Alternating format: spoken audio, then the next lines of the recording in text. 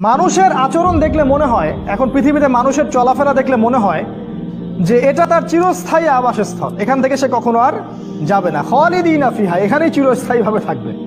চলাফেরা দেখবেন মনে হয় যে তার সামনে মৃত্যু বলে কিছু নাই, কবর বলে কিছু নাই, হাসর, ফুলসিরাত, জান্নাত, জাহান্নাম, মিজান, এগুলো কিছুই নাই।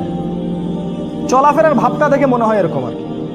অথচ আমাদের নবী বলেছিলেন সাল্লাল্লাহু আলাইহি ওয়াসাল্লাম যে আমি যা জানি, নবীজি বলেছেন আমি যা জানি তোমরা যদি তা জানতে তাহলে তোমরা বেশি বেশি কাঁদতে, কম কম হাসতে। তোমরা স্ত্রী সহবাস করাও ছেড়ে দিতে, বড় মাঠে চলে যেতে, সেখানে গিয়ে অঝর নয়নে আল্লাহর সামনে কাঁদতে।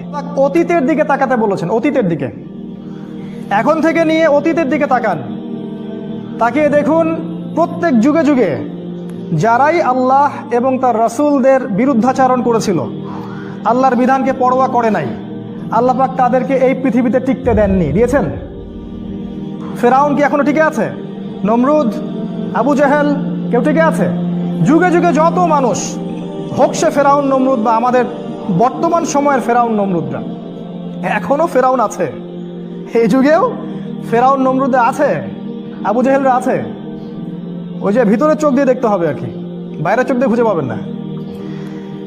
তো প্রত্যেক যুগে যুগে যারাই আল্লাহ, তার রাসূল এবং তার কিতাব এবং ওহীর বিরুদ্ধাচরণ করেছে, আল্লাহ পাক কাউকে এই পৃথিবীতে টিকতে দেননি, ধ্বংস করেছেন।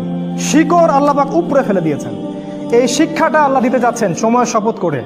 তো এ যুগের যারা ফেরাউন নমরুদ আছে তারা যেন সতর্ক হয়ে যায়। তাদেরকে আল্লাহ পাক অবকাশ দিচ্ছেন, ছাড় দিচ্ছেন। তার মানে এই নয় যে আল্লাহ পাক তাদেরকে ধরবেন না।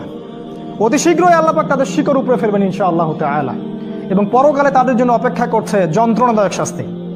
এটা একটা মেসেজ সময়ের শপথ করে আল্লাহ পাক দিয়েছেন।